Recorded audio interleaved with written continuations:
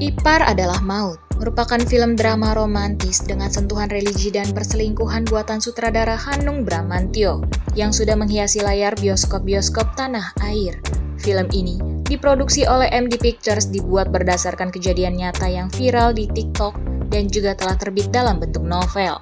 Cerita film Ipar Adalah Maut berpusat pada pasangan suami istri, Aris dan Nisa, yang menjalani kehidupan harmonis dan bahagia dalam berumah tangga.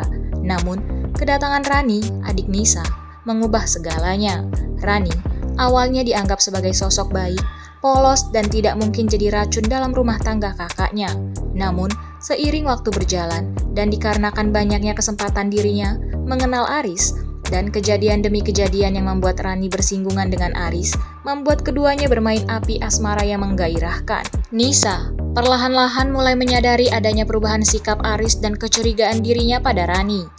Ya, tanda-tanda perselingkuhan mulai tercium dan memaksa Nisa menghadapi kenyataan pahit tentang pengkhianatan yang terjadi di rumahnya. Perselingkuhan antara Aris dan Rani benar-benar mengguncang pondasi rumah tangga yang selama ini Nisa jaga. Perselingkuhan itu menjadi semacam bom yang memicu konflik besar dan menghancurkan rumah tangganya.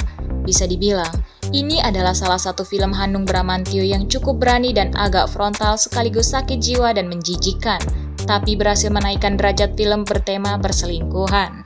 Film Ipar Adalah Maut menawarkan lebih dari sekadar sensasi skandal perselingkuhan. Perasaan jijik terhadap dua karakter sentral yang timbul di benak penonton, termasuk scene perselingkuhan berkali-kali yang sangat sakit jiwa itu.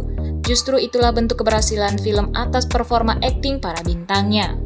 Bahkan, yang membuat film ini menonjol bukan hanya karena tema semata, tapi berkat chemistry kuat para bintangnya, juga oleh karena build-up kisahnya yang dibangun dengan perlahan tapi sangat mengena. Hanung Bramantyo tampak mampu mengarahkan aktor dan aktrisnya sehingga karakter yang mereka bawakan jadi terasa nyata, natural, dan berkembang secara organik, sehingga bisa merasakan kedalaman emosi yang ditampilkan. Di babak pertama, jujur ceritanya terkesan berjalan cepat, terutama saat memperkenalkan hubungan antara Aris dan Nisa hingga ke pernikahan mereka. Adegan-adegannya disajikan secara intercut dengan iringan musik yang sayangnya terasa kurang pas. Mungkin banyak yang tidak memperhatikan intercut itu.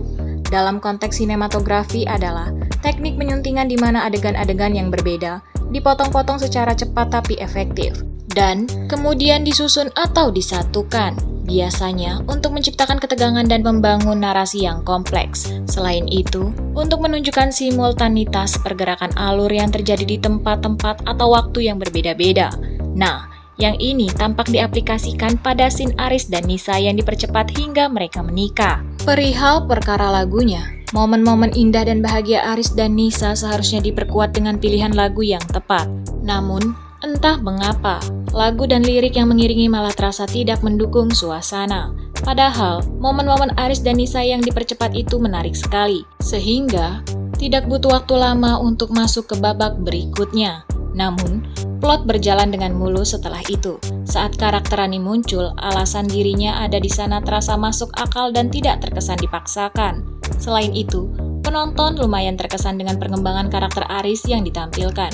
Dari sosok suami baik hati bak idaman istri menjadi seseorang yang terjerumus dalam hubungan terlarang dengan aroma kesetanan oleh kenikmatan. Bagusnya, transformasinya itu bertahap, tidak tiba-tiba berubah, jadi membuat penonton terhanyut. Akting para aktornya luar biasa. Mereka berhasil menunjukkan emosi yang kompleks kepada penontonnya.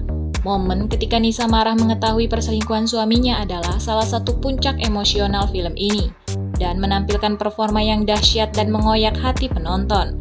Film ini jelas bukan tontonan untuk anak-anak karena mengandung unsur dewasa. Buat penonton yang tidak terlalu suka film-film yang mengandung atau mengedepankan seksualitas, cukup bisa menerima dengan dewasa dalam film ini. Ya, adegannya disajikan dengan cukup realistis dan bisa diterima karena kebutuhan narasi dan tentunya sesuai konteks. Selain unsur 21+, di sini juga penonton diperlihatkan cara-cara berselingkuh biar tidak ketahuan.